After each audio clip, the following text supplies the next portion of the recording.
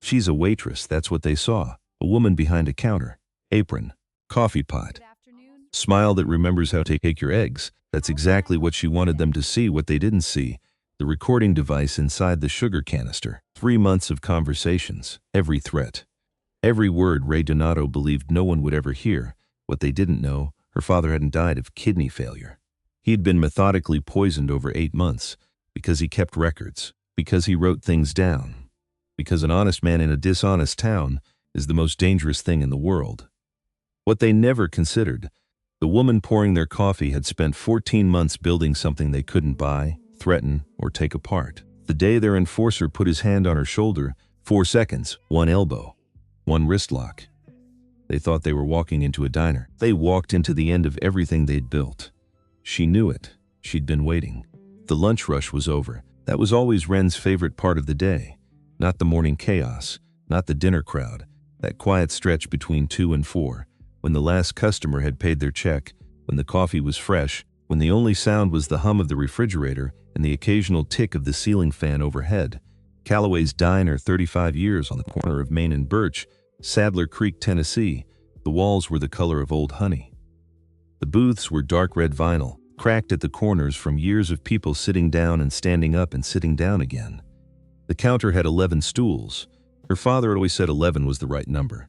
Not 10, not 12. 11, she never asked him why. She wished she had. Wren Calloway was 34 years old, and she had been working in this diner since she was 9. First washing dishes, then buzzing tables, then taking orders when the weekend girl called in sick and her father said, "You know the menu better than she does anyway." She did. She still did. She was running a cloth along the counter now, slow and even, the way her father had taught her. "Don't rush the counter, Wren. The counter's not going anywhere." The photo above the register caught her eye the way it always did. Thomas Calloway, father, standing in front of this very counter on the day he opened, March 14, 1989. He was 31 years old in that photo. White apron, big hands, the kind of smile that didn't know it was being photographed. He had been gone 14 months. She still talked to him sometimes, not out loud. Just in her head. "Dad, we got the freezer fixed, Dad. The Henderson account finally paid. Dad, I think we're in trouble." She was on that last one a lot lately. The bell above the door rang. 3 men walked in. Wren knew immediately they weren't there to eat. You learn to read a room when you've been in the service industry long enough. You learn the difference between a man who's hungry and a man who's there for something else. It's in the way they move, the way they don't look at the menu, the way their eyes go to you first, not to the specials board. These 3 were definitely not there for the specials. The one in front was broad across the shoulders. Late 40s, maybe 50. Short hair, no expression. Wore a jacket that was too heavy for July in Tennessee. The kind of jacket you wear when you're carrying something underneath it. His name was Marco. She didn't know that yet. She'd find out later. The other 2 fanned out slightly as they came in. Not obvious, but deliberate. The way you fan out when someone has taught you to fan out. Mr. Donato wants an answer today. That's what they were here for. Marco stopped at the counter. He looked at her the way some men look at waitresses, like she was furniture that happened to be standing up. "Mrs. Calloway." His voice was flat, professional. The tone of a man who had delivered unpleasant messages many times and had stopped finding it interesting.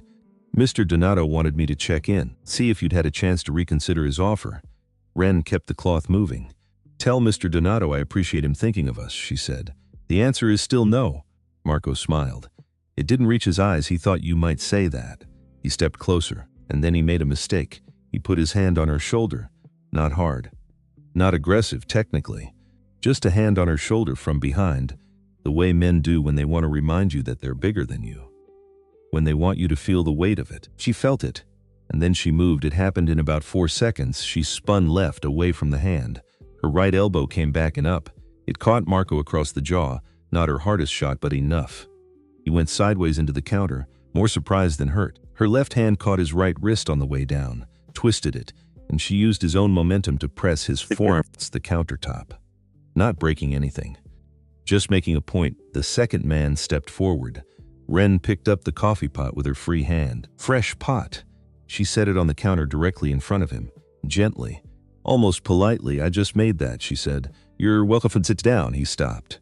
The third man near the door hadn't moved at all. He was looking at her with an expression she'd seen before. The expression of a man recalculating. Marco straightened up. He worked his jaw. Looked at her. For a moment no one said anything. Then Marco picked up his jacket from where it had slid on the counter, adjusted it.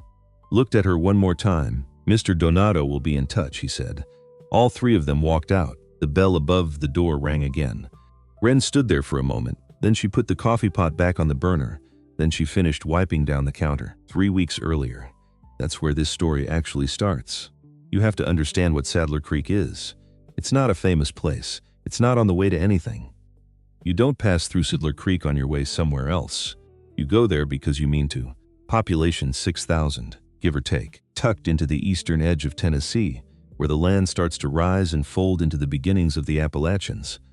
The hills are green in summer, gold in October, gray and honest the rest of the year. There's a hardware store that's been run by the same family since 1962. A barber shop where the conversation hasn't changed much since 1978. A volunteer fire department. A high school with a football team that breaks your heart every single year and you keep showing up anyway. And on the corner of Main and Birch, there's Callaway's Diner. It was Thomas Callaway who built it. With his own hands, largely. He poured the counter himself. He laid the black and white tile floor. He installed the 11 stools. He hung the menu board and wrote the specials in his careful, even handwriting every single morning for 35 years, right up until the morning he couldn't anymore. Thomas was a careful man, methodical. He'd been a bookkeeper before the diner. He had a bookkeeper's mind. Numbers meant something to him. Patterns meant something to him. When something didn't add up, it bothered him the way a splinter bothers your finger. You can't stop pressing on it. That quality, more than anything else, was what got him killed.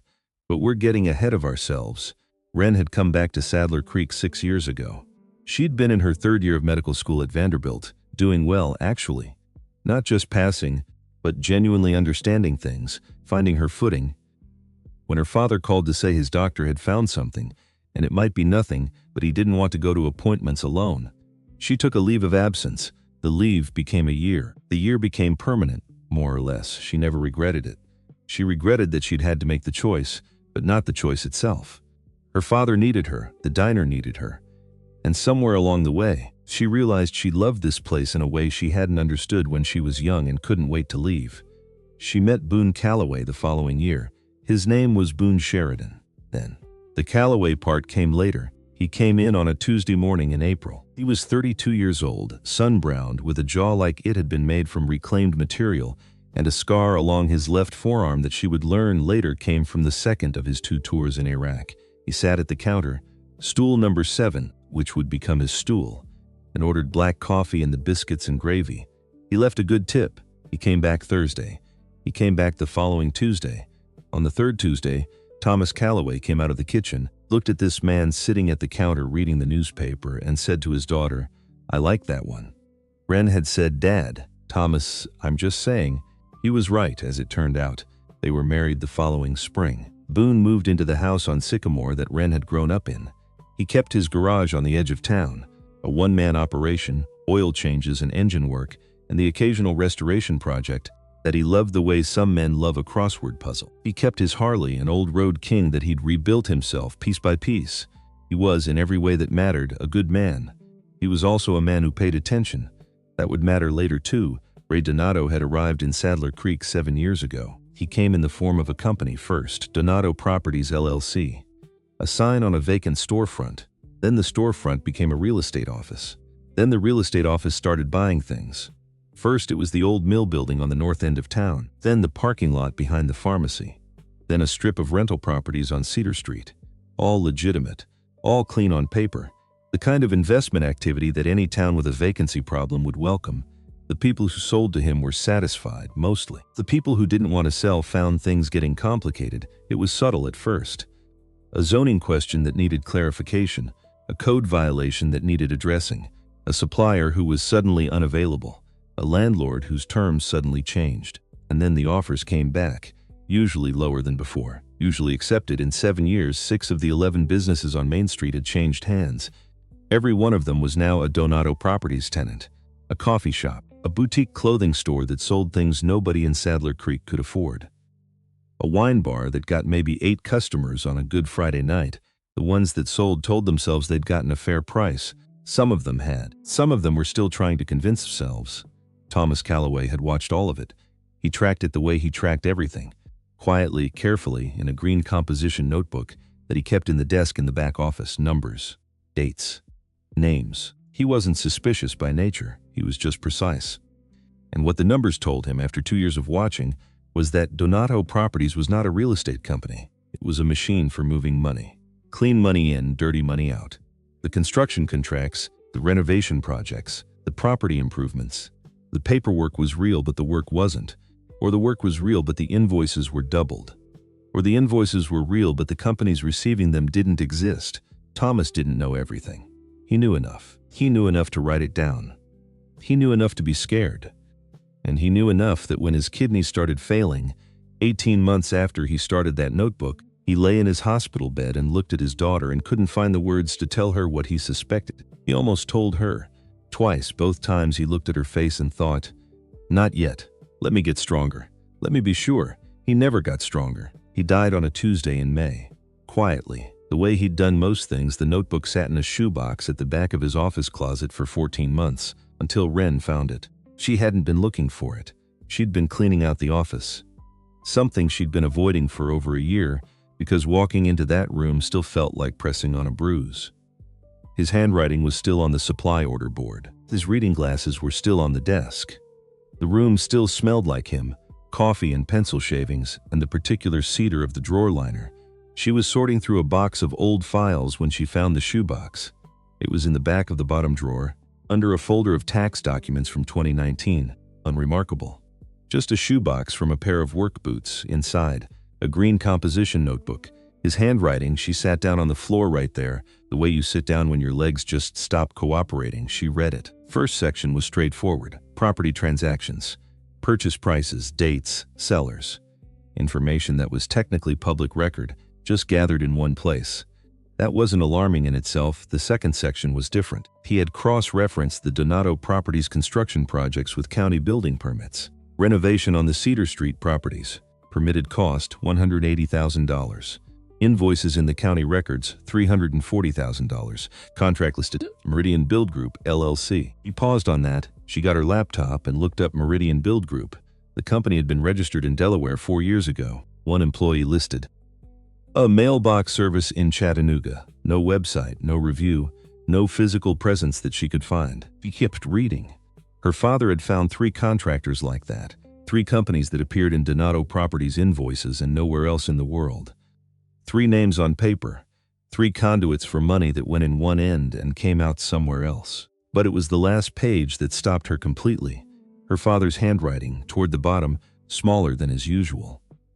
Like he'd written it quickly, or written it while trying to decide whether to write it at all. If I can't get this to someone who can use it, Wren, be careful. Dee knows I know. I may have said too much to the wrong person. I love you more than this diner and more than any of this. But someone needs to know. She sat on the floor of her father's office for a long time. Outside, the sun was going down. The light went gold, then orange, then gray. She thought about his death. The kidneys. The doctors who said they couldn't find a clear cause. The rapid deterioration that surprised everyone, including the physicians treating him. She had studied enough toxicology to know that arsenic poisoning, particularly at low, chronic doses, is one of the most effective methods of causing progressive kidney failure, and one of the least likely to be caught without specific testing. No one had ordered specific testing. No one had thought to. She sat there until it was fully dark. Then she got up. She put the notebook in her jacket pocket.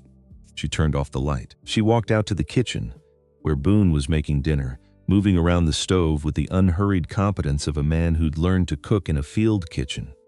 He looked up when she came in. He saw her face. He turned the burner off. He didn't say anything. He just waited. He'd always been good at that. She put the notebook on the kitchen table. She said, "I found something." He sat down. They read it together. Boone was quiet for a long time after. That was one of the things she had learned about him in 6 years of marriage. His silences were not empty, they were working silences. He went inside himself to think, the way other people pace or talk out loud. You learned not to interrupt them. Finally, he said, "Your dad ran a bookkeeping business before the diner." Yes, he would have known what he was looking at. Yes, and he wrote this. Boone tapped the last page lightly. The warning, the love. That's not a man who was confused. That's a man who knew he might be in danger. She didn't answer. Boone leaned back in his chair, looked at the ceiling. She watched him process. "We need to think about this carefully," he said. "Going to Pruitt." "I know," she said. "You've noticed the same thing I have." "The coffee cups," she said every morning. Every single morning. Sheriff Darrell Pruitt came in for his morning coffee. She'd always assumed he came to her diner because of loyalty, because of her father's friendship with him, because Calloway's was where half the town started their day. But 6 months ago, without comment or announcement, he'd stopped coming in. Now, whenever she drove past the sheriff's department, there was a paper cup on his desk. The Donato Plaza Cafe logo, their green and gold, a small thing. But Thomas Calloway had taught her. The small things were the ones that added up. "We can't go to him," she said. "No," Boone agreed. "We can't." They sat with that for a moment. "Nora Bassett," Wren said. Boone thought about it. "She knew your dad. She was the one who helped him set up the business structure when he bought the building. She knows property law. And she's got no connection to Donato that you know of, that I know of," Wren agreed. Boone was quiet again. Then, "There's something else I want to talk to you about." "But not tonight," she looked at him. "I need to check something first," he said. "Give me a few days." She wanted to push. She didn't. She trusted him. Ray Donato walked into Calloway's diner on a Wednesday morning at 10 o'clock. He walked in the way men like him always walk into rooms. Unhurried, like the room has been waiting for him. He was 66 years old, silver-haired, with the kind of tan you get from actual sunlight rather than a booth. He wore a gray suit that cost more than Wren's refrigerator unit. He had a lawyer with him, a compact man in his early 50s named Gerald Fitch, who carried a leather briefcase and had the careful, watchful eyes of someone who spent his life managing other people's problems. Donato looked around the diner, not the way a customer looks around. The way an appraiser does. He sat down at the best table, the corner booth by the window, the one with a view of both the street and the counter. He sat without being invited. He sat like a man who doesn't wait to be invited. "Mrs. Calloway." His voice was warm, unhurried, the voice of a man who has never needed to raise it. "I've heard a lot about this place. It's exactly what I imagined. What can I get you?" Wren asked. "Just coffee, thank you," a smile. "And a few minutes of your time." She brought the coffee. She stood at the table. Fitch opened the briefcase and took out a manila envelope. He set it on the table, pushed it slightly toward her. "Mrs. Calloway," Fitch said. "Donato Properties has been following S. Sadler Creek very closely for the past several years. This is a community with real character, real history. We'd like to be part of preserving that." "You've been buying most of it," Wren said. Fitch's expression didn't change. "Reinvesting," he said. "There's a distinction. We see potential here, and we see this location." He glanced around with practiced appreciation. As central to that potential, Wren didn't touch the envelope. "That's an offer," Donato said pleasantly. "A generous one, given current conditions. We'd like to develop this corner as part of a broader revitalization. You'd be part of something significant." Wren looked at him. She had a medical student's habit of reading faces, or the beginning of one. You learn to look past the expression to what's underneath it. What the muscles are doing that the person doesn't know they're doing. Donato's face was very controlled, but around the eyes, just around the eyes, there was a quality she recognized from emergency medicine. The quality of a man who's already made the decision, who is going through the motions of a conversation he knows the outcome of. She picked up the envelope, opened it. "Read the number." She did the math in about 3 seconds. "This is about 40% below market value," she said. "Current market conditions." "I know what current market conditions are," Wren said. "This isn't a market offer. This is a starting offer." Donato smiled again. This one was different from the first. Warmer almost. "I respect directness," he said. "Take some time. Look it over. Talk to your husband." He stood up, buttoned his jacket, left exact change for the coffee on the table, correct to the cent. She noticed. The tip of a man who knows exactly what he's doing with every dollar. At the door he paused. "Your father built something real here," he said. He said it gently, like he was offering a compliment. "I hope you'll let us help you honor that." He left. Fitch followed, briefcase in hand, not having looked at anything in the diner except Wren. She stood at the table. She picked up the change he'd left. Exact. Not a cent more. She put it in the register. That evening, she told Boone, he listened to the whole thing. Didn't interrupt. When she was done, he said, "What did you feel in the room with him?" That was such a Boone question. Not what did he say or what did he offer. What did you feel? Like the conversation was a formality, she said. Like he already knew what was going to happen next. "Because he does," Boone said. He's done this before, she said. 6 times on this street alone. She looked at him. You've been keeping track. I've been keeping track, he confirmed. He poured them both coffee. Set the cups down. Something careful in the way he moved, the way he did when he was deciding how much to say. I'm going to tell you something, he said, but I want you to hear the whole thing before you react. Okay, I've been looking into Donato. Not recently. Started about 8 months ago. She held the cup. After your dad died, she said. After your dad died, he agreed. I didn't say anything because I didn't have enough. I didn't want to put ideas in your head that I couldn't back up. Boone, I know. Let me finish. She let him finish. He told her what he'd been doing, the rides he'd taken that weren't just rides. Conversations in other towns. Greenville, Morristown, Johnson City. With men he'd met over the years through the garage, through the bike, through the loose network of people who move through small towns and remember what they see.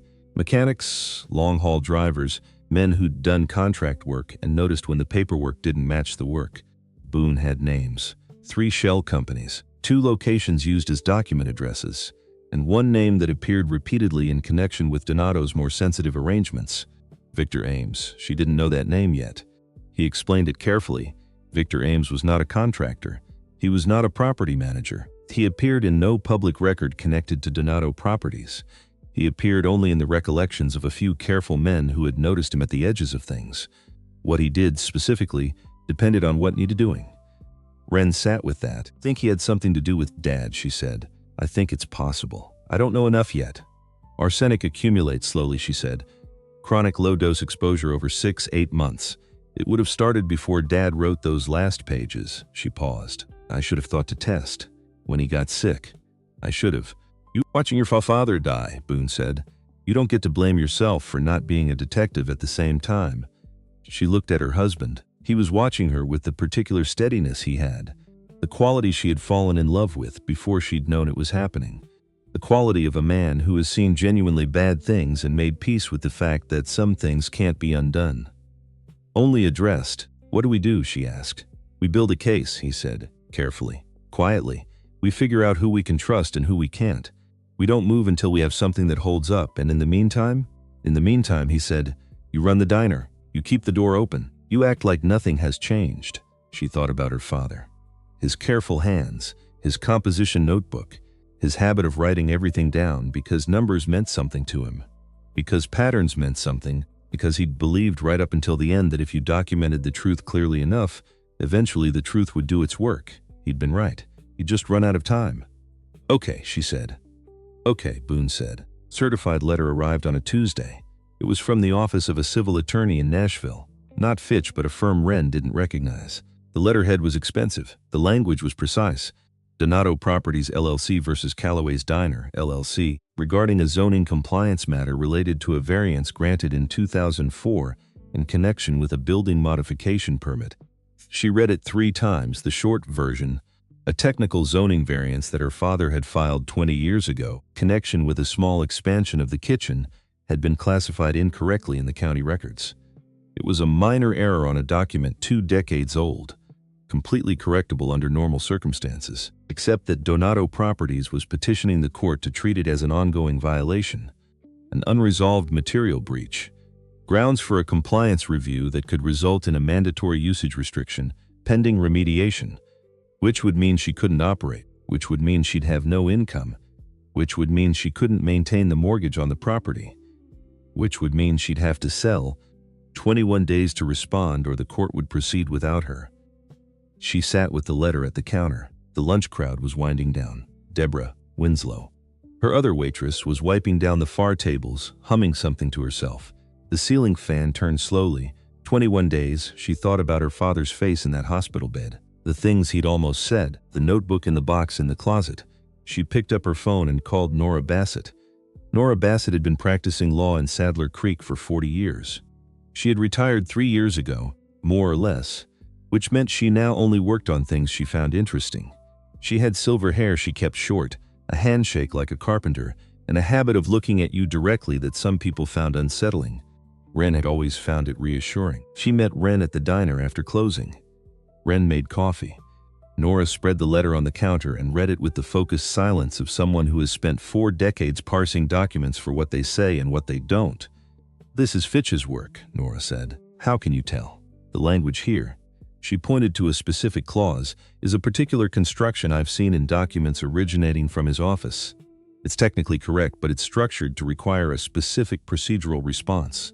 If you respond wrong, you waive a defense you didn't know you had. He's counting on me not knowing, Ren said. He's counting on you either not knowing or not having counsel. Who knows? What do we do? Nora set the letter down, looked at her. The variance issue is addressable. Filing was technically misclassified, but there are correction procedures. It will take time, but it can be done. They're hoping I run out of time first. Yes, Nora said simply. They are. So we need more than just a procedural defense. You need to make their offense more costly than your defense. Nora folded her hands on the counter. Tell me about your father. Tell me everything you found, so Ren told her the notebook. The shell companies. The contractors who didn't exist. Final page with its careful, frightened handwriting. Her own calculations about arsenic and kidney failure and the tests no one had ordered. Nora listened without interrupting. When Ren finished, the kitchen was very quiet. Nora was looking at the counter. Working through something. I need to tell you something, Nora said. Something I haven't told anyone. Ren waited. 22 years ago, Nora said, I represented Ray Donato. Briefly, it was a civil matter that never went to trial. It was dismissed before we reached the discovery phase. At the time, I was told it was a standard resolution. I accepted that, but I kept the file, habit. And 3 years ago, when Donato properties started appearing in this town, I pulled it out. She paused. In the dismissal documents, there is a signature from the assistant district attorney's office at the time, authorizing a records transfer that had nothing to do with standard procedure. Signature? Nora looked at her directly. She said. The fan turned. The refrigerator hummed. He was in the DA's office then, Ren said. He was 30 years old and very ambitious, Nora said. And that signature, in context, means he handed over information about that investigation to someone outside proper channels. Enough to ensure the case collapsed. He protected Donato then, Ren said. And now he works for him. They are not friends, Nora said carefully. I don't believe they ever were. What I believe is that Fitch did something he shouldn't have done 22 years ago. And Donato knows about it, and that has been the nature of their arrangement ever since. He can't leave, Ren said. Even if he wanted to, that is my reading, Nora said. Which means he has more to protect than Donato does.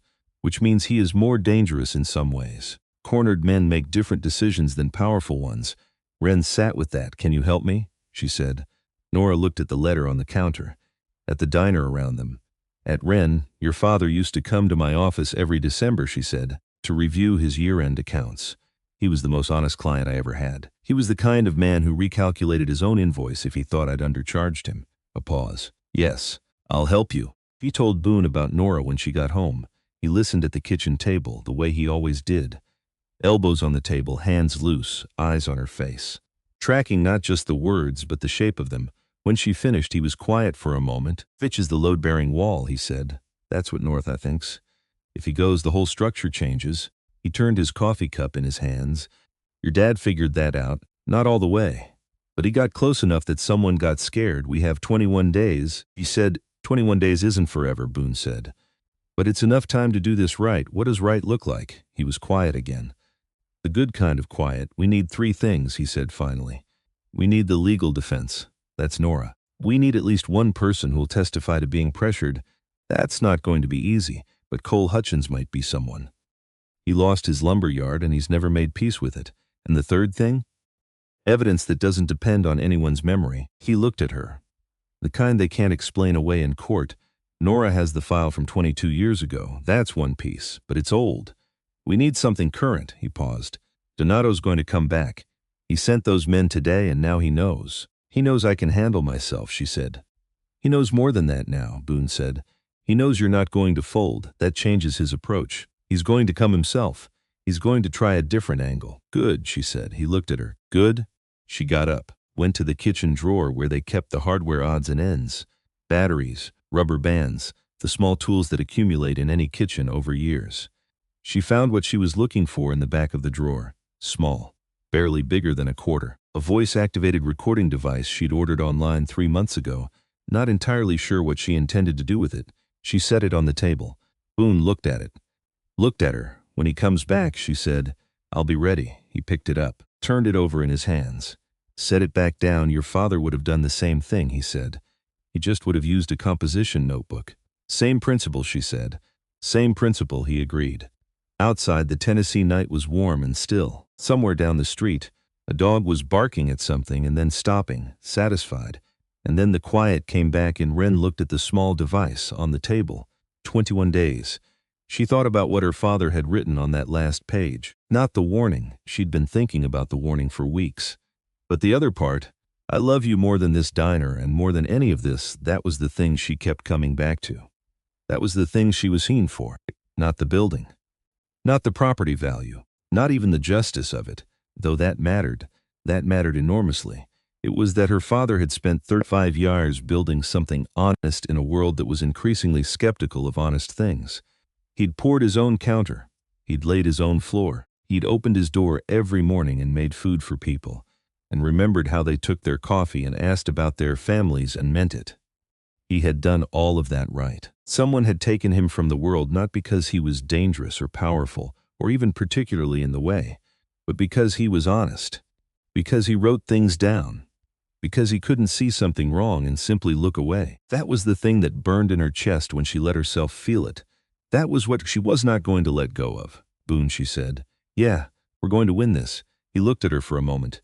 His steady carpenter jaw, reclaimed material face. I know, he said. I just want us both in one piece when we do. Same thing, she said.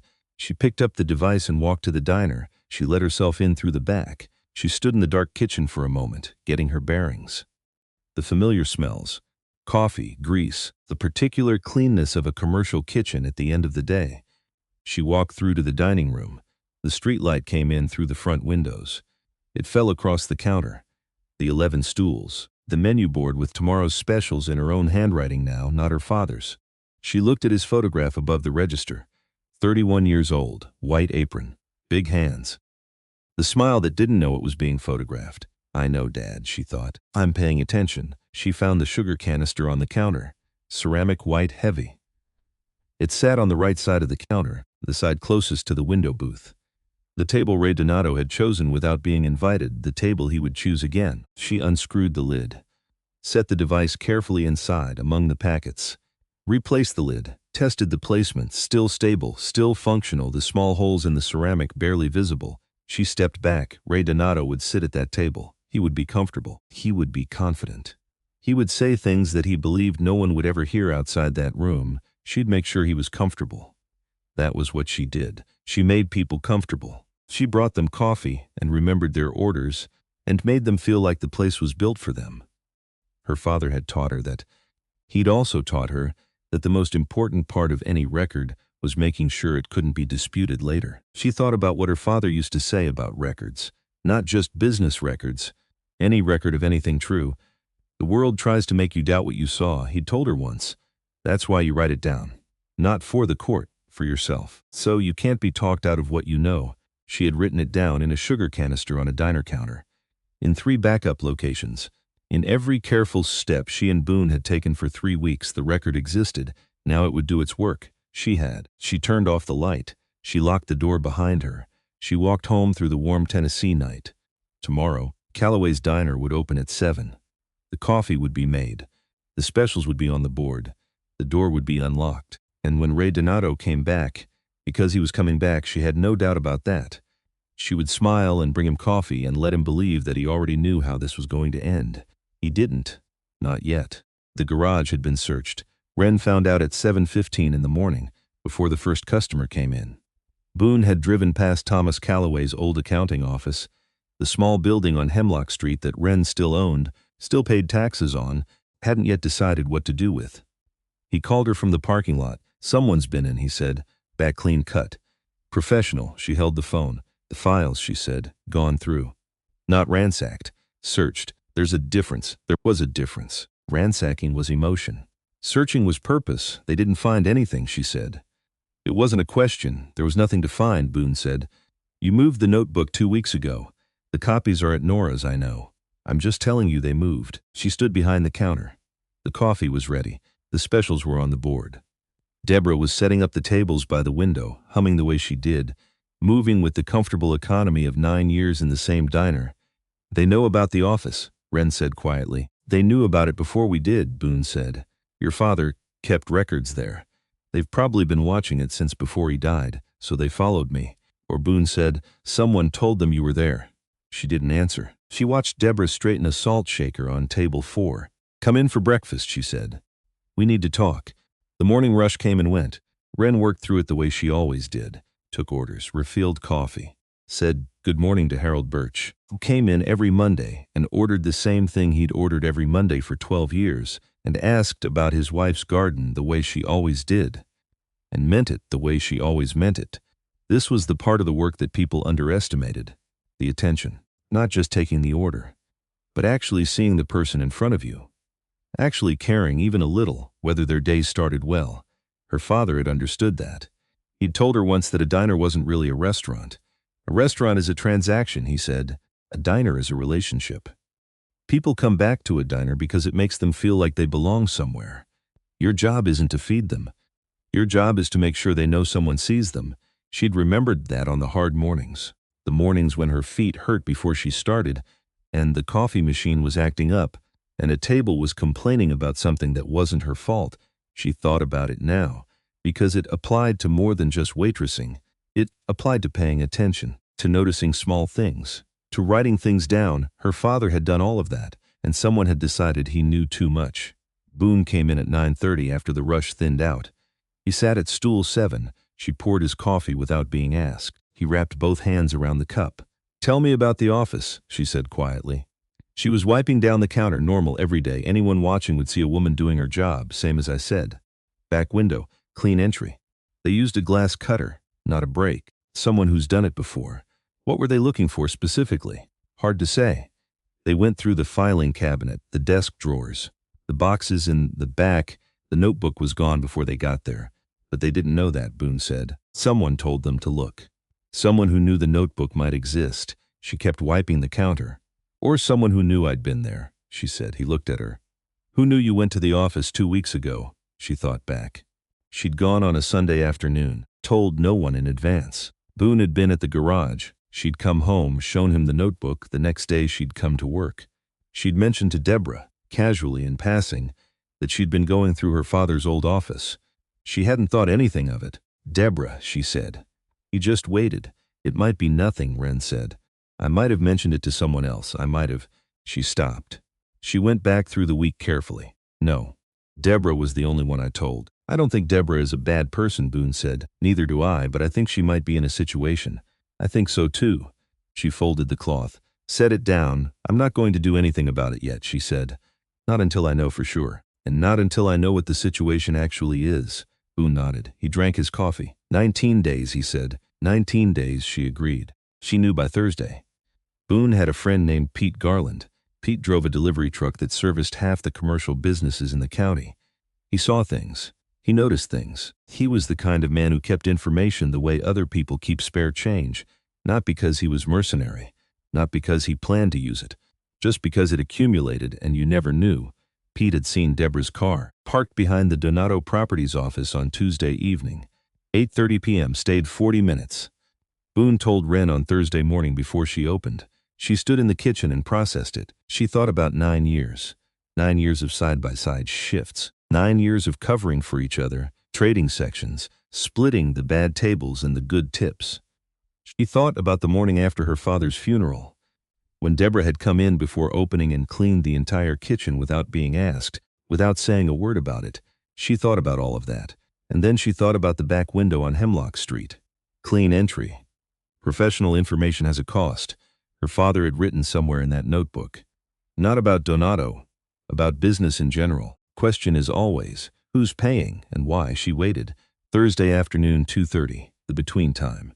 The diner was quiet. Deborah was rolling silverware at the far end of the counter. Wren walked down and sat on the stool next to her. She put a photograph on the counter between them. Boone had taken it from a distance. Pete's truck parked on the street, Boone in the passenger seat with his phone. The Donato Properties office rear entrance. Car that was unmistakably Deborah's. A silver Civic with the cracked left taillight she'd been meaning to fix for 6 months. Deborah stopped rolling silverware. She looked at the photograph. She looked at Wren. She didn't say, that's not my car, or that could be anyone, or where did you get that? She just stopped. And Wren understood, in that stopping, that she'd been right. Tell me, Wren said. Debra set down the fork and the napkin. She put both hands flat on the counter. She looked at them. "My husband," she said. Keith, a pause. 5 years ago. Before we got the payment plan worked out with the bank, he borrowed money. Not from a bank, Ren waited, from people connected to Donato, a man named Paris. He was friendly about it at the time. They're always friendly at first. They were. Deborah's voice was very level. We paid most of it back, but the interest, the way they calculated it, we kept paying and it kept not going down. And then about 4 months ago, a man came to the house. Not Paris.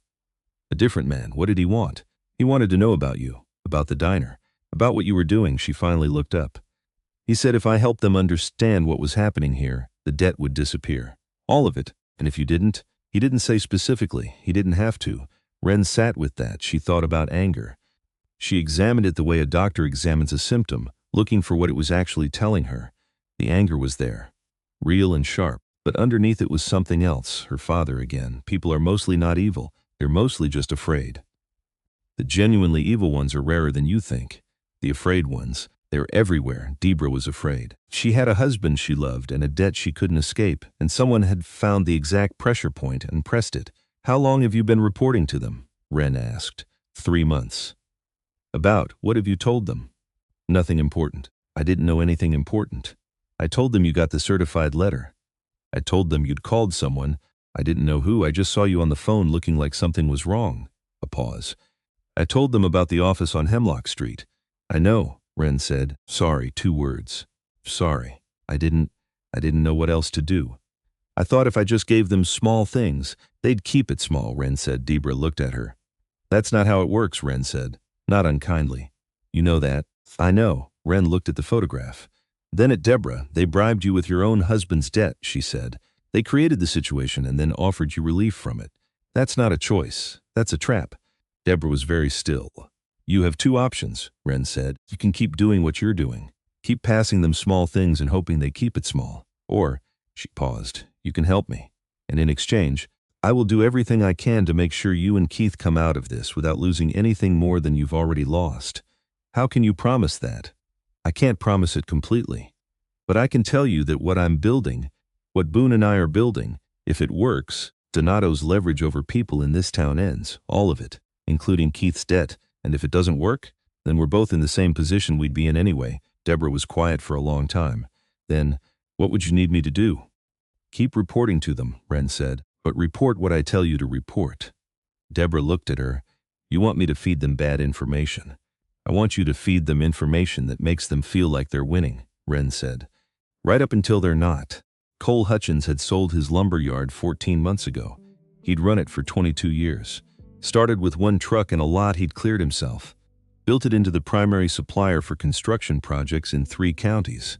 Employed 11 people at his peak. He sold it for 60 cents on the dollar. He told people at the time that he was ready to retire. He told himself the same thing. But Ren had watched him in the diner over the past year. He came in twice a week now. He sat at a table by himself, not the counter. The counter was for people who wanted company. And Cole wasn't in the market for company. He ordered the same thing. He ate slowly. He looked out the window. He looked like a man who had been relieved of something he'd spent his whole life building. He looked like her father in those last months. She approached him on a Tuesday. She brought his coffee without being asked. Sat down across from him. He looked at her with the measured expression of a man who'd had enough surprises. "I want to talk to you about why you sold," she said.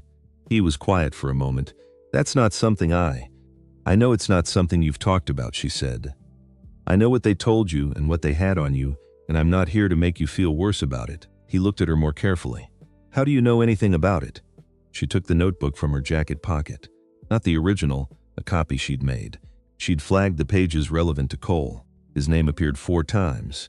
She slid it across the table. He picked it up. As he read, something moved across his face. Not surprise, or not only surprise. Something else, the particular expression of a person who has been carrying a private humiliation for a long time and suddenly understands they were not the only one. "This is Tom's handwriting," he said. Yes, he was watching them. For 2 years, Cole set the notebook down carefully. "They told me there was a lien issue on the east parcel," he said. His voice was flat, controlled. "A title dispute going back to the 1990s. They said if it went to court, it could be tied up for years, possibly result in a forced sale at auction." "Was it real?" I had a lawyer look at it. My lawyer said it was ambiguous. Possibly valid. Possibly, Ren said. Possibly. He looked out the window. 60 years old. I'd been fighting for that business my whole working life. The idea of 3 more years of legal uncertainty at 60 years old. He stopped. I took their offer. I told myself I was being practical. You were being human, Ren said. They found the pressure point. They always do. He looked at her. What do you want from me, Ren? I want you to consider being a witness. Not in the street, not publicly, not yet. Just someone who will eventually, if it comes to it, tell a court what happened to you. And if I do that, you're not alone. You're part of a record. And the record is what matters. Your father believed that. He was right. He didn't get to see it work. Cole looked at the notebook again. The lien was manufactured, she said. I've had Nora Bassett look at it. The title dispute was based on a document that doesn't exist in any county record prior to 7 years ago. You can prove that? Nora can. With your testimony about the timeline, it becomes a pattern. 1 incident is a dispute. 3 incidents is a pattern. A pattern is something a federal court pays attention to. Cole was quiet. He drank his coffee. He set the cup down. I'll think about it, he said. That's all I'm asking. She got up. He stopped her with, Ren. She looked back. Father came to me, Cole said, about a year before he died. He asked me if I'd noticed anything unusual in the Donato invoices on the county construction bids. I told him I hadn't paid attention. A pause. I had paid attention. I just wasn't ready to say so. She held that. He would have understood, she said. I know, Cole said. I just wish I'd said it then. She walked back to the counter. She thought, that's the thing about the truth. It doesn't disappear when you don't say it. It just waits. Boone came home at 10:15. She heard the Harley before she saw him. The particular note of it coming down Sycamore. The way she'd learned to recognize it, the way you learn to recognize a person's footsteps. He came in through the back. Set his jacket on the chair. Washed his hands. She had food on the table. She always did when he came in late. He sat down. She watched him eat for a moment. There was something in his posture, not tense exactly, but held. Like a sentence that hadn't been finished yet. Tell me, she said. He looked up. I found Victor Ames, he said. She set her fork down. Boone had been trying to locate Ames for 3 months. The name had appeared in conversations across 3 counties, mentioned sideways, the way people mention something they're not supposed to mention. A man who handles things, a man who appears and disappears, a man connected to Donato properties in no way you could point to on paper. Where? He's in Morristown, running a property management company now. Legitimately, as far as I can tell. Boone paused. I didn't approach him directly. I talked to a man who knows him, who has reason to believe that Ames has been wanting out of whatever arrangement he was in. Wanting out because? Because the arrangement has changed. Because Fitch has gotten more aggressive in the past 2 years. Because Ames did jobs for Ray Donato and those jobs had a certain scope. And then Fitch started directing things separately. Without Ray's knowledge, apparently. Ren was very still. Separately, she said. That's what I was told. Meaning Fitch acts on his own. Meaning Fitch acts on his own when he decides something needs to be handled. And Ray finds out afterward, if at all. She looked at the table. Dad, she said quietly. That's what I think, Boone said. I can't prove it yet. But the timeline fits. Your father was getting close to the point of taking that notebook somewhere official. Fitch would have known that. Fitch has sources in this county we haven't even identified yet, and Fitch decided to handle it. Before Ray could make a different call, she processed that. It was complicated, in a way she hadn't expected. She had built a picture in her mind over 14 months. Ray Donato at the center.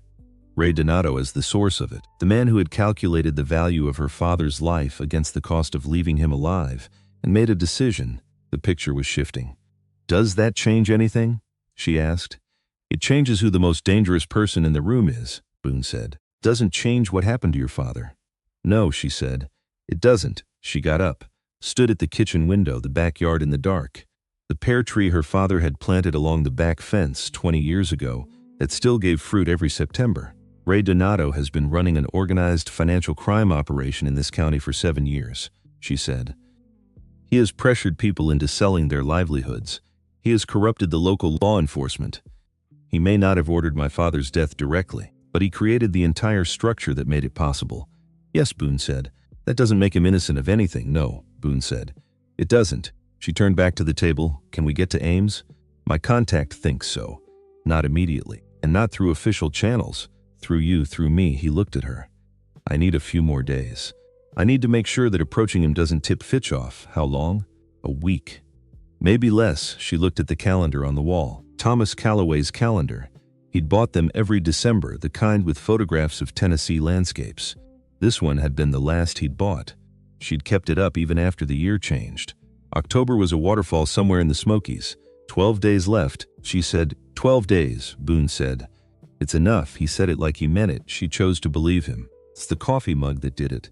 Ray Donato came back on a Monday.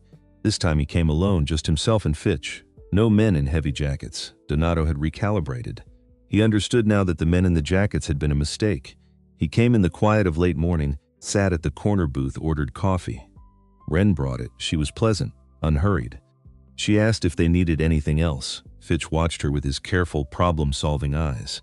She could feel him trying to categorize her, trying to find the gap between what she showed and what she was. She gave him nothing. Donato talked about the town, about investment, about vision. He was good at it. She could hear, under the machinery of it, that he actually believed some of what he was saying. He had a particular version of Sadler Creek in his head. She just wasn't in it.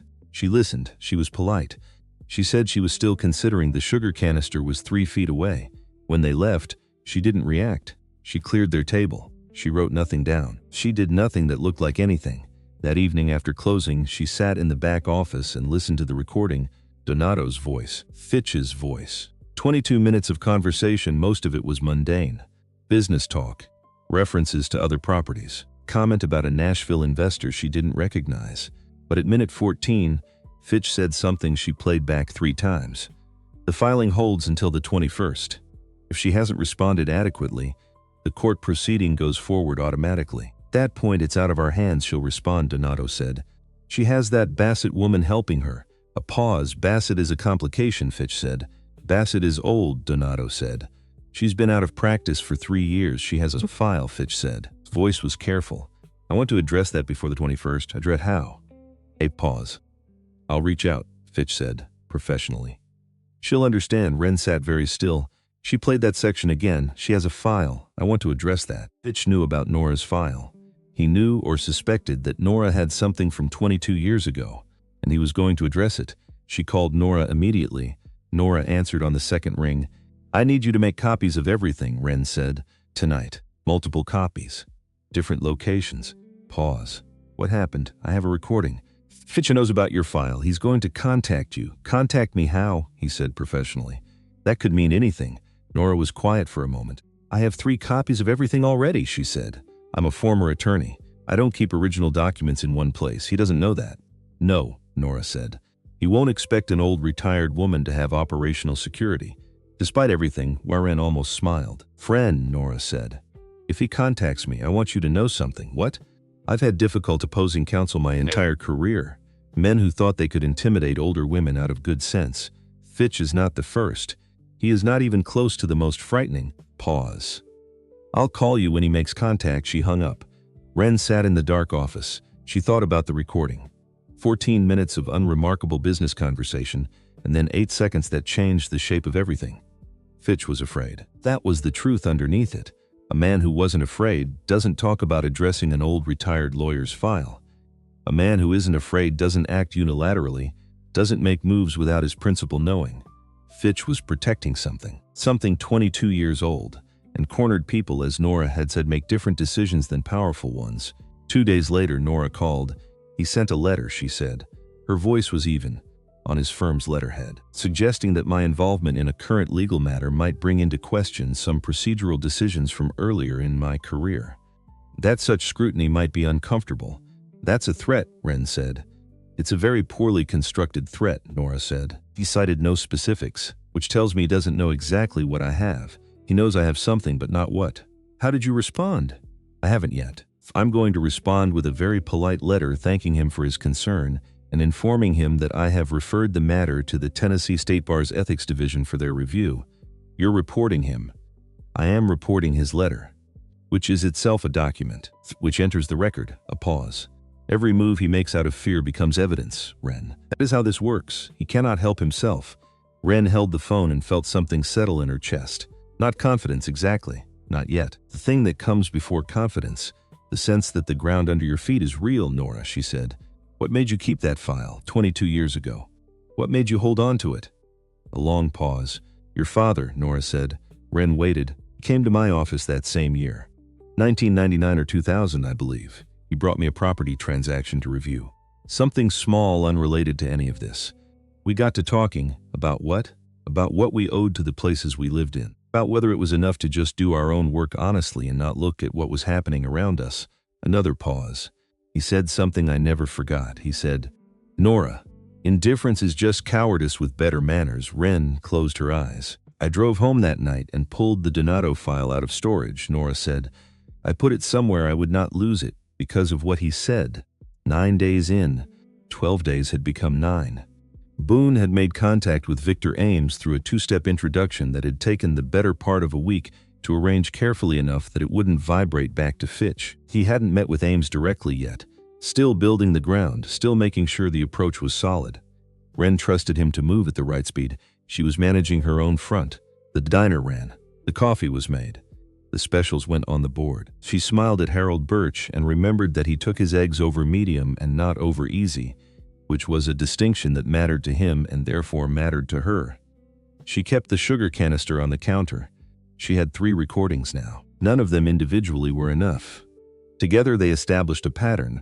On the 9th day, she drove to Nora's house after closing. Nora lived in a craftsman bungalow on the west side of town, set back from the street with a deep porch and the kind of old-growth oak in the front yard that told you the house had been there long enough to mean something. It was 10 in the evening. Nora had left the porch light on. They sat at the kitchen table. Nora had made tea. A file from 22 years ago was spread out in front of them. Here is where we are, Nora said. She laid it out cleanly, with the directness Wren had always appreciated. The procedural defense was solid. Zoning variance issue was addressable through a standard correction filing, which Nora had already prepared. If submitted by day 14, it would render the Donato Properties claim moot on its face. That stops the clock on the diner, Wren said. It buys time. It does not end the larger situation. What does? Nora looked at the documents on the table. The file from 1999, the copies of Thomas Calloway's notes, the letter from Fitch, now itself submitted to the Bar Ethics Board. We need federal attention, Nora said. State bar complaint puts Fitch's conduct into an official record. The recordings establish a pattern of intimidation. Your father's notes establish the financial fraud. Cole Hutchins' testimony establishes a pattern of coercion, but we need a federal agency to want to look. We need someone to hand them a package they cannot reasonably ignore. And Ames, Wren said, if Boone can get a statement from Ames about Fitch's independent actions. Nora paused. That becomes the linchpin. Without Ames, financial fraud and coercion and a questionable death. Serious. Difficult to prove individually. With Ames, we have a direct connection between an independent actor and a specific act.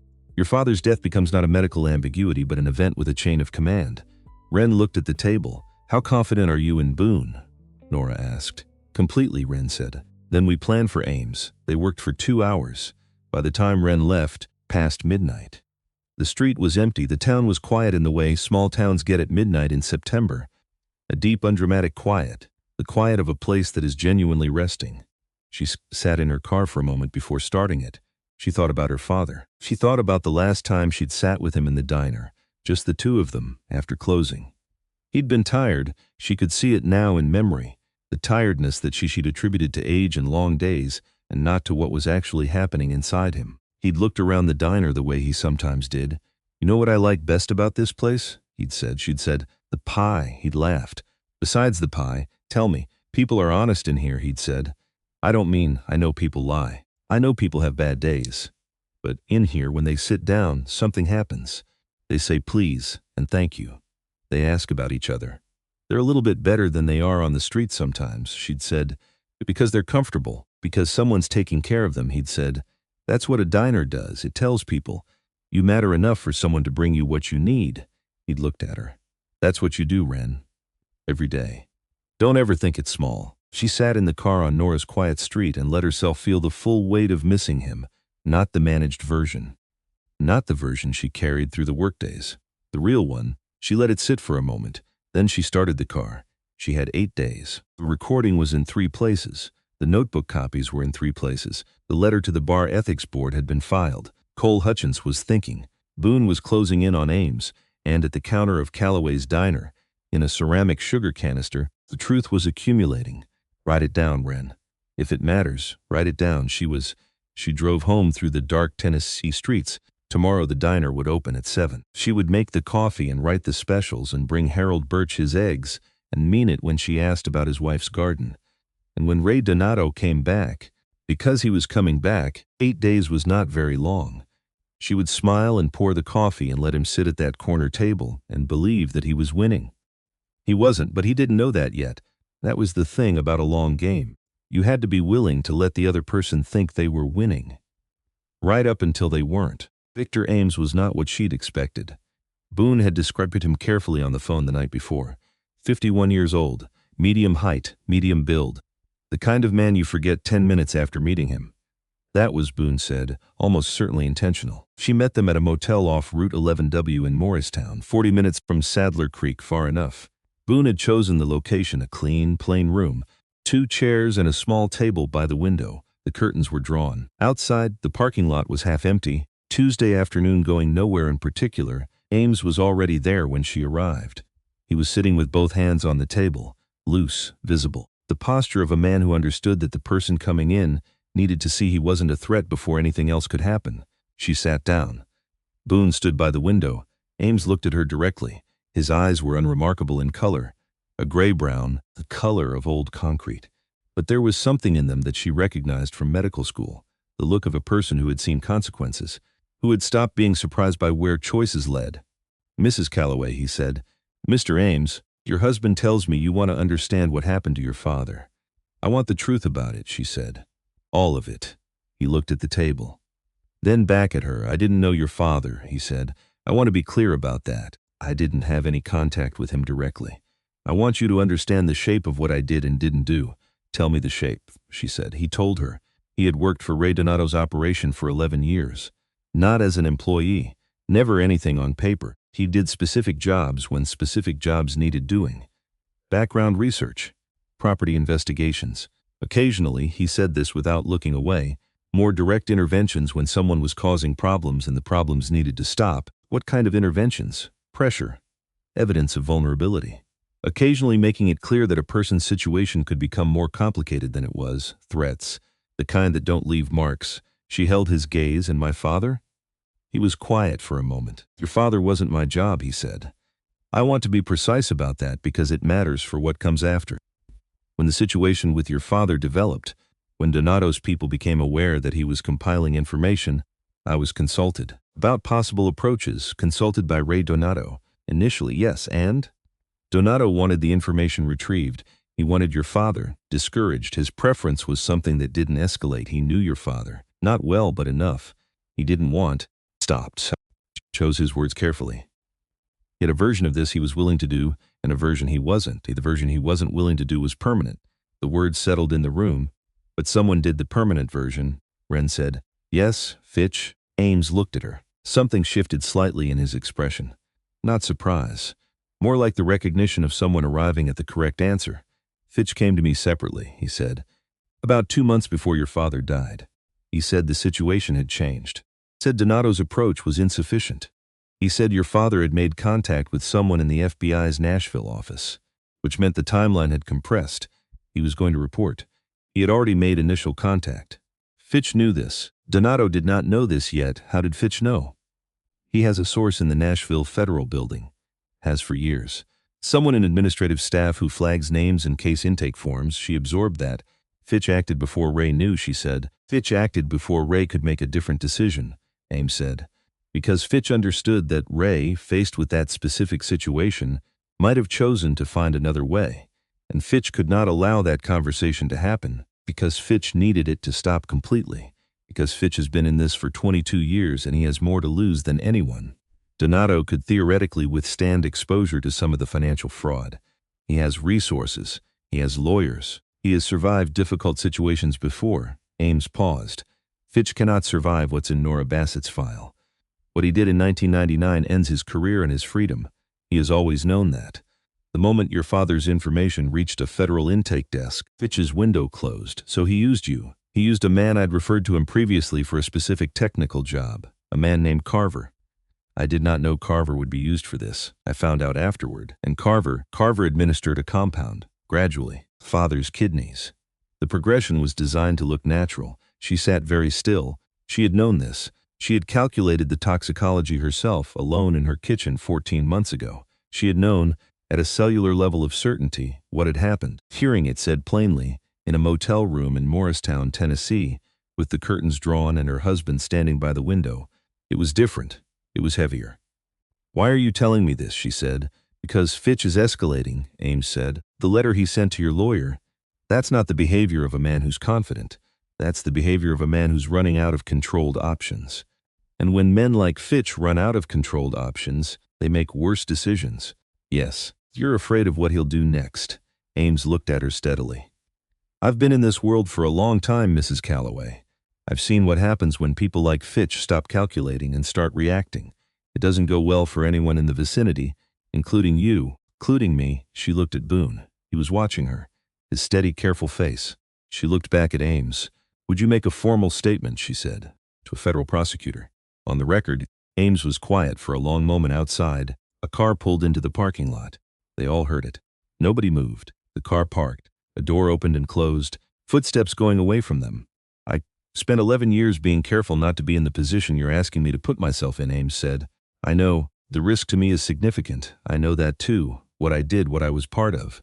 I'm not asking you to treat that as nothing." "I'm not treating it as nothing," Wren said. "But I'm asking you whether you want the last thing you're connected to in this world to be what happened to my father, or whether you want it to be something else." He looked at the table. She waited. "My mother was a waitress," he said finally. "Quiet, 40 years, a diner like yours. In Knoxville, she didn't say anything. She used to say the same thing every day when she came home. I saw 100 people today, and I made every one of them feel like they mattered." He paused. "I used to think that was a small thing." "It's not a small thing," Wren said. "No," said, "it's not." He looked up. "I'll make the statement," he said. "I'll need certain assurances from the prosecutor, formal ones. But yes." She drove back to Sadler Creek alone. Boone had stayed in Morristown. He needed to arrange the secure channel for Ames's written statement before end of day. She'd taken his car. The Harley was too recognizable now. She was 20 minutes out when her phone rang, unknown number. She answered. Silence for 2 seconds. Then a voice she didn't recognize, male, flat, professional. "Mrs. Calloway, we know about the motel." She kept driving. Kept her speed exactly the same. "I don't know what you're referring to," she said. "We know who you met with. We know what he told you. And I want you to understand, whatever he said, he cannot protect himself, and he cannot protect you. You have the wrong number," she said. She hung up. She drove 3 more miles. Then she pulled off the road at a gas station. She sat in the car for a moment. They knew about Ames and everything. If they knew everything, the call would have been different, harder. This was a phishing call, designed to make her panic, designed to make her call Ames, call Boone, call Nora, and give them a trail to follow in the next 24 hours. She didn't call anyone. She sat with it. They know about the motel. They know who you met with, Fitch, not Ray. This was Fitch's move, too fast, too aggressive, too willing to tip his hand. Ray Donato would never have made a call like that. Ray Donato would have waited and watched. Fitch was reacting. Which meant Fitch was scared. Which meant the meeting with Ames had landed exactly where it needed to. She started the car. She drove home the long way. Not Boone's mountain roads, but the county route. The one that passed 3 different security cameras at county intersections that she knew about because her father had once served on the county infrastructure committee and had explained the camera placement to her, matter-of-factly, over dinner. Someone was following her. They'd be on camera doing it.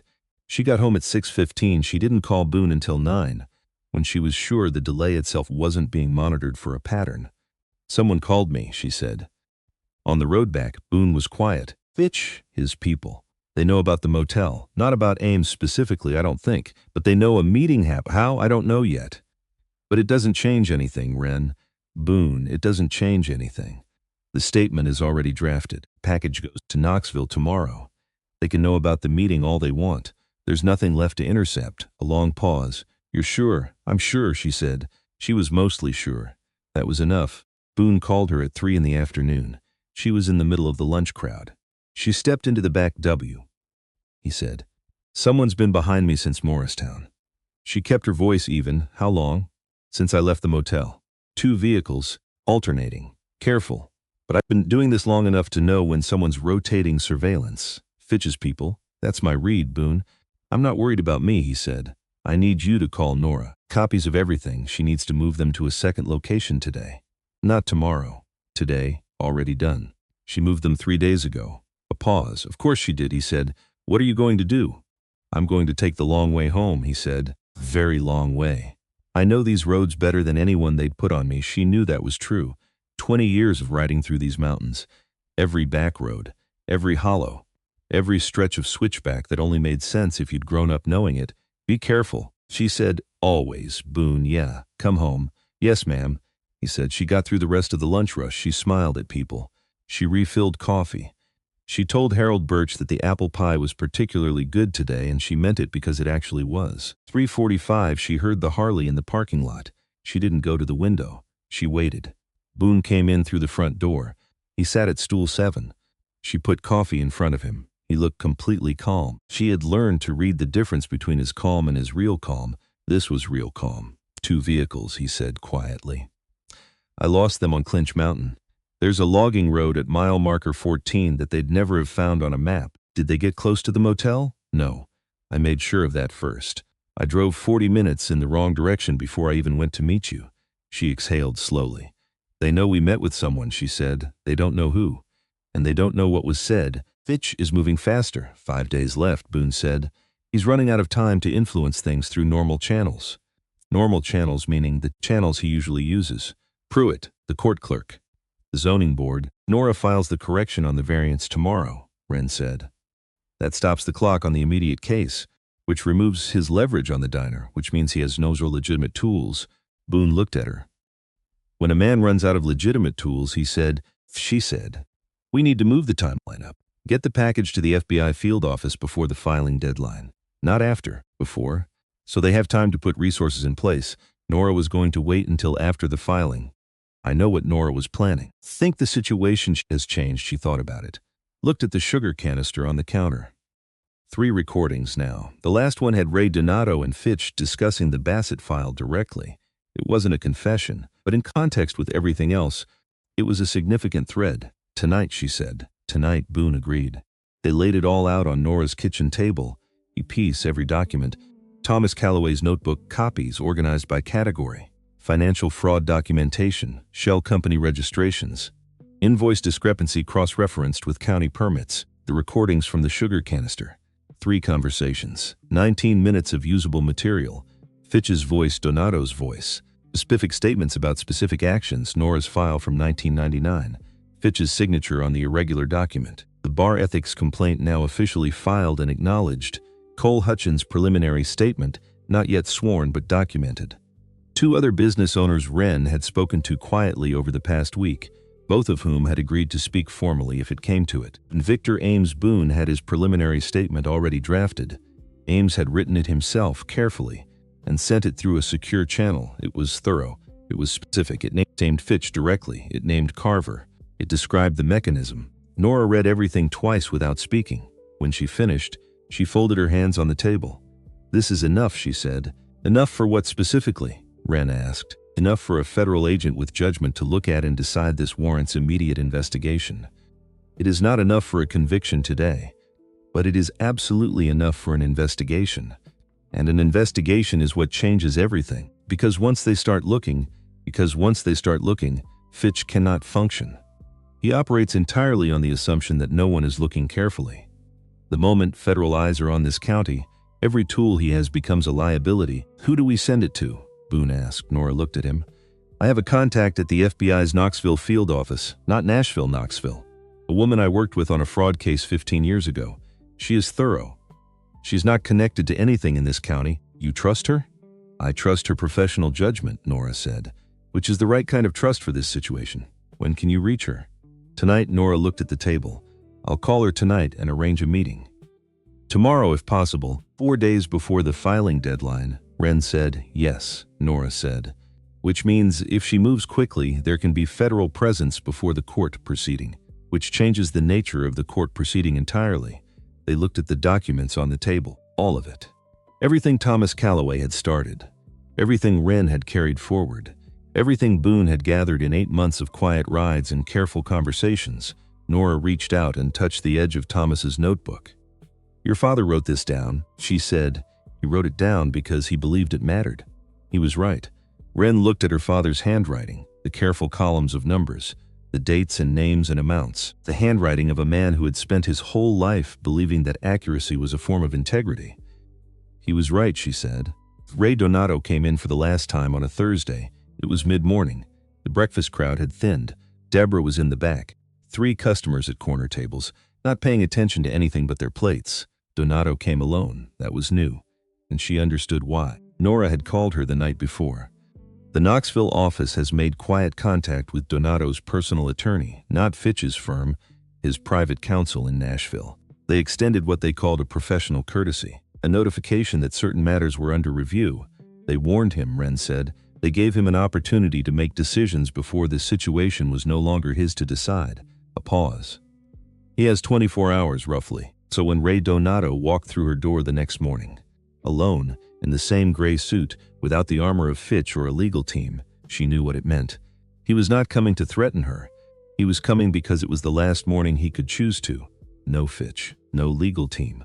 Just Ray Donato in his gray suit, silver-haired, 66 years old, sitting down at the corner booth like he owned it. She brought him coffee.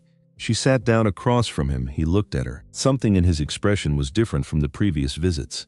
Less performance. Less of the smooth, calibrated confidence that he wore like a second suit. He looked, she thought, tired. I think we should talk plainly, he said. All right, she said. I know you've been building something, he said. I'm not going to pretend I don't know that.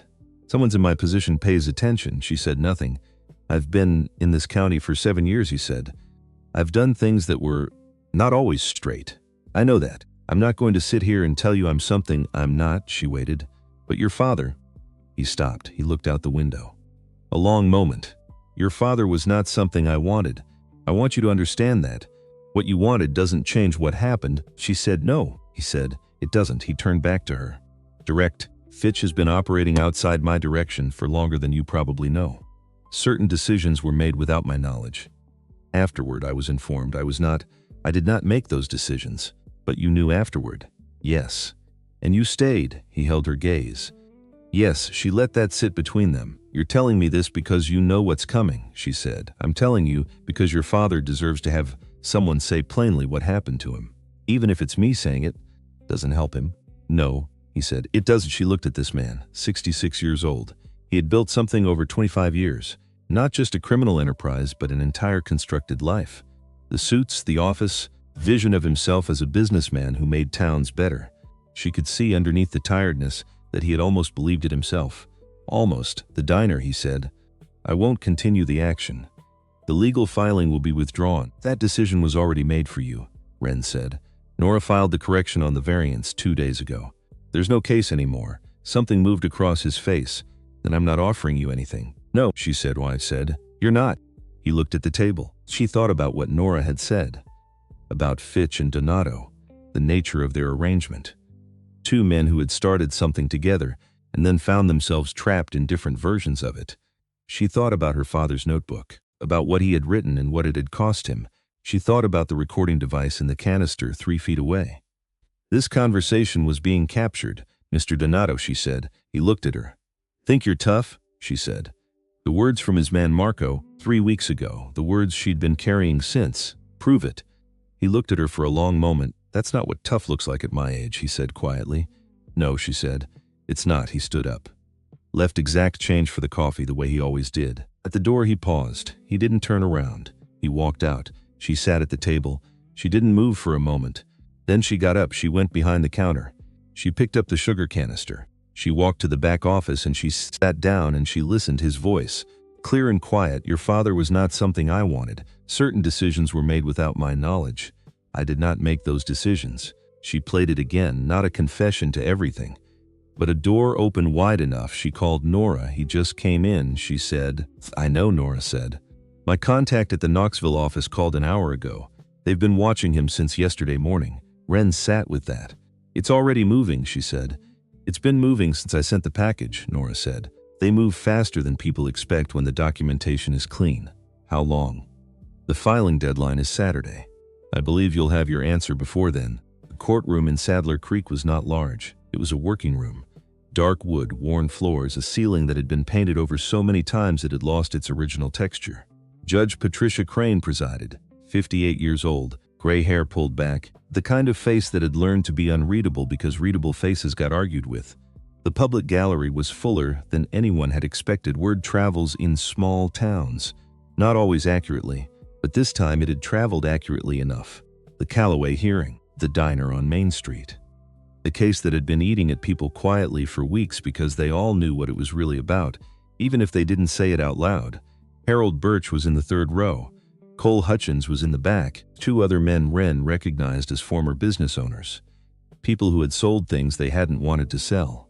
People who had told themselves it was just business. Debra sat in the gallery, not at the staff table. Wren had told her she didn't need to be behind the counter today. Boone was in the front row. He'd worn a collared shirt, which Wren had noted without comment. She sat at the respondents' table with Nora. Donato Properties' side of the table had 3 attorneys. Fitch was not among them. That was the first thing she noticed. Nora had noticed it too. She leaned slightly. "He's not here, I see that. That is either very good or very bad. I think we'll find out which." Judge Crane called the session to order. Donato Properties' attorneys rose. The lead counsel, a man named Waverly 50 Nashville firm Expensive Shoes, presented their position. The technical filing, the compliance requirement. He was smooth. He was thorough. He was, Wren noticed, also watching the door. They all were. Nora rose when it was her turn. She was 67 years old.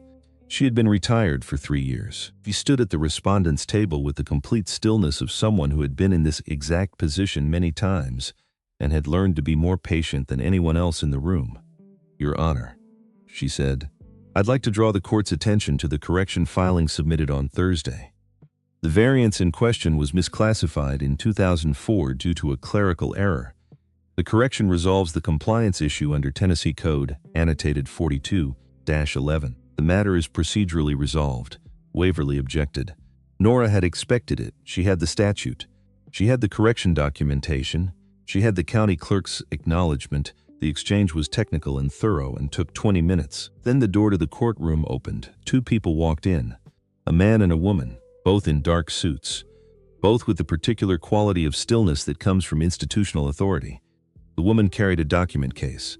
The man held the door for her. Judge Crane looked at them. "Can I help you?" The woman approached the bench. She presented credentials. "Special Agent Diane Mercer, FBI Knoxville Field Office. Your Honor, I'm here to inform the court that this matter has been designated as related to an ongoing federal investigation. We are requesting a stay of proceedings pending the resolution of that investigation." The room changed, not dramatically. Not the way it happens in movies, where people gasp and stand up and everything is obvious. It was quieter than that. It was the quality of air in the room shifting. Waverly was on his feet immediately. "Your Honor, this is highly irregular, Mr. Waverly," Judge Crane said. One look. He sat down. She examined Agent Mercer's documentation. She read it carefully. "Motion for stay is granted pending review," she said. "All proceedings in this matter are suspended. Counsel are directed to submit availability for a status conference within 10 days. She brought down the gavel. It was not dramatic. It was just a woman with a gavel and a decision, and 20 years of sitting in this room knowing the difference between a legitimate case and an engineered one. Court is recessed. Outside on the courthouse steps, the morning was clear. September had brought the first suggestion of fall to the air. Not cold, not yet, but something in it that said the heat was thinking about leaving. Boone stood beside her. He didn't say anything. She looked out at Main Street. From the courthouse steps, you could see the corner of Main and Birch. You could see the sign, Callaway's Diner, Est 89. She'd had it repainted 6 months after her father died. Same font, same green. "Exactly the same, Nora," Wren said. Nora was standing to her right. "Your contact came through. She's good at her job," Nora said simply. "What happens now?" "Now the federal investigation runs its course. Ames has his arrangement. Carver will be found. He's already been located, according to what Mercer told me this morning. Fitch," she paused. "Fitch was taken in for questioning at 6 this morning." "Before the hearing, and Pruitt?" Wren asked. Nora paused. "Mercer's team went to the sheriff's department this morning as well. I understand he was cooperative immediately. Completely, apparently, he didn't fight it." "No." Mercer said he seemed relieved was the word she used. Nora looked at her. Sometimes people get into things so gradually they don't notice the door closing behind them, and they've been waiting a long time for someone to open it from the other side. Wren thought about Pruitt, the coffee cups, the Donato Plaza Cafe logo on his desk every morning. A man who had been her father's friend, who had watched her father's death be closed as an accident and said nothing. She didn't forgive him. Not today. But she understood the door. That's why he wasn't here. Yes, and Donato? He retained separate counsel yesterday. Privately. Not Fitch's firm. Nora looked at her. A man who retains separate counsel before the investigation officially begins is a man who is cooperating. Or intending to. She thought about Thursday morning. The way he'd looked at her. Not through her. The way he'd done every time before. At her. The tiredness in his face that wasn't performance. The specific weight of a man who had spent 25 years building something and had only just fully understood what it had cost. She looked at the corner of Main and Birch. Boone, she said. Yeah, let's go open the diner. He looked at her. It's Saturday, she said. We close at 2 on Saturdays. We've got 4 hours. He almost smiled. Yeah, he said. Okay. Harold Birch came in at 11.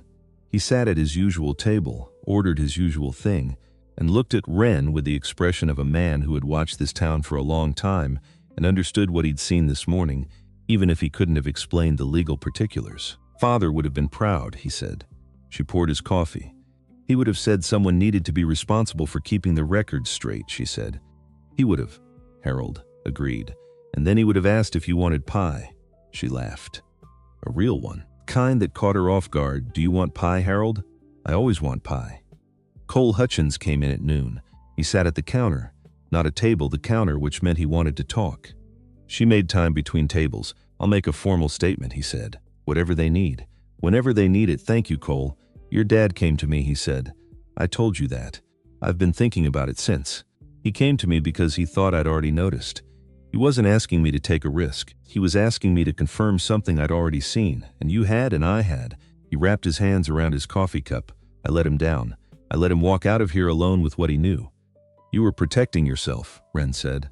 That's human, it is, he said. Doesn't make it right. No, she said. But it makes it understandable, and it means you know exactly why you're making the statement now. He nodded. Drank his coffee. Not for me, he said. For him, she said. For him, Cole agreed. At 1:30, Deborah found her in the kitchen. They stood by the prep station. The lunch crowd was winding down. Through the pass-through window, Wren could see Boone at stool 7, talking to Harold, gesturing about something. I don't know what happens to Keith's debt, Deborah said. Nora is working on it, Wren said. The debt was structured as part of a pattern of coercion. There are legal arguments for voiding it. That might not work, it might not. But it's the first time anyone's tried it. Deborah looked at her. Why are you helping us? After what I did, Wren thought about how to answer that. She thought about her father. About what he'd said to Nora 15 years ago, sitting in her office. Indifference is just cowardice with better manners. She thought about Victor Ames in the motel room, his mother, 40 years behind a diner counter in Knoxville, coming home every day saying I made every one of them feel like they mattered. She thought about what a diner actually was. What her father had understood and she had slowly understood after him. Father built this place to be somewhere people felt taken care of, she said. He didn't put conditions on that. He didn't only take care of the easy ones. Deborah was quiet. You were in a trap, Wren said. They put you in it deliberately. Being angry at you for that would be like being angry at the person they used the trap on. You're allowed to be angry, Deborah said. I am, Wren said. I was. But anger doesn't help Keith's debt get resolved. Work does. They stood there for a moment. Go check on table 6, Wren said. They look like they want the check. Deborah almost smiled. Yeah. Okay, at 2 o'clock she locked the front door, the closed sign in the window. The last customers had gone. The chairs were up on the tables. The counter was clean. Boone was doing the last of the mopping. He moved through the room with the same steady competence he did everything. She watched him for a moment from the kitchen doorway. 6 years, she thought about the first Tuesday he'd come in. Stool 7. Black coffee, biscuits and gravy. The good tip. The fact that he came back. Her father had said I liked that one, and he had been right the way he was right about most things that actually mattered. She walked to the back office. She sat down at her father's desk. She opened the bottom drawer and took out the green composition notebook, the original. She kept it there now. Not locked away, not hidden. Just there, in the drawer of his desk, where he had worked and thought and paid attention for 35 years. She opened it to the last page, his handwriting, the warning, the love, the instruction. If I can't get this to someone who can use it. Ren, be careful. Dee knows I know. I love you more than this diner and more than any of this, but someone needs to know. She sat with it. She thought about the courtroom this morning. The way the room had changed when Mercer walked in. The gavel coming down. Crane's face giving nothing away and meaning everything. She thought about Fitch, taken in at 6 in the morning before he could sit in that courtroom and watch it fall apart. She thought about the particular justice of that. That a man who had spent 22 years keeping himself out of rooms where consequences happened had finally run out of exits. She thought about Ray Donato sitting at her corner table on Thursday morning. The tiredness. Your father was not something I wanted. The complexity of that, the way it didn't excuse anything and didn't simplify anything and still mattered somehow. She thought about Victor Ames and his mother behind a counter in Knoxville for 40 years. She thought about Cole Hutchins sitting at the counter today instead of a table. She thought about Harold Birch asking for pie. She closed the notebook gently. She looked at her father's reading glasses on the desk. She had never moved them. She didn't know if she ever would. You were right, Dad, she thought. Someone needed to know. You made sure I knew, and I did what you taught me to do. I wrote it down. I paid attention. I kept the door open. I took care of people. Even the complicated ones, even the ones who made it hard, even when it cost something. She sat quietly in his office for a few more minutes, then she got up. She walked out to the dining room. Boone was done with the mopping. He was at the counter, his back to her, making a fresh pot of coffee even though they were closed. Because that was Boone, he made things ready for the next time. She sat at stool 7. He set a cup in front of her without turning around. Like he'd heard her come in. Like he'd been listening for her the way she'd learned to listen for the sound of his Harley on Sycamore. She wrapped her hands around the cup. The diner was quiet. September light came through the front windows at the particular afternoon angle that made the floor look like old honey. It's not over, she said. No, he said. Federal investigations take time. Months. Maybe.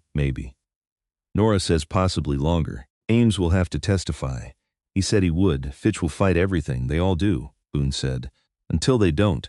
She drank her coffee. My dad thought this place was important, she said. Not because of what it was worth. Because of what it did. It took care of people, Boone said. It took care of people, she agreed.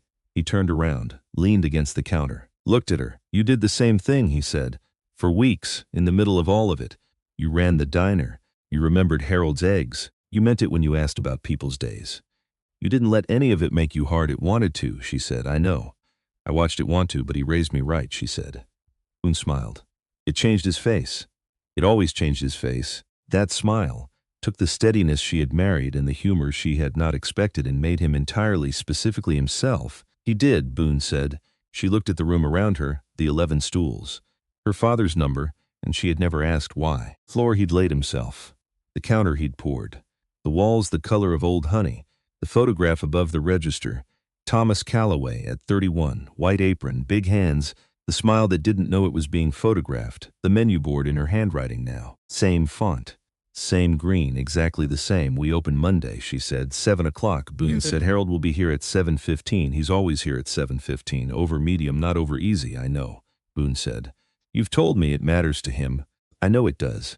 She set her cup down. Main and Birch, the street outside, quiet in the early Saturday afternoon. A car going past. A woman walking a dog, the ordinary, unremarkable life of a town that was still here. Still itself. Still the place people came back to because they meant to. Boone, she said. Yeah, thank you. For the 8 months, he was quiet for a moment. Your father was a good man, he said. And he trusted me with you. I didn't take that lightly. She looked at him, I know. She said the afternoon light moved slowly across the floor. Outside Sadler Creek went about it Saturday. Inside Calloway's diner, a woman and her husband drank coffee in the quiet and let the day settle into what it was, not an ending, not quite that. A turning. The kind of turning that happens when something that has been wrong for a long time finally, carefully begins to be made right. Not all the way right. Not immediately. Not without cost. But right enough to keep going. Right enough to open the door Monday morning. Right enough to make the coffee and write the specials and mean it when you ask someone how their day is going.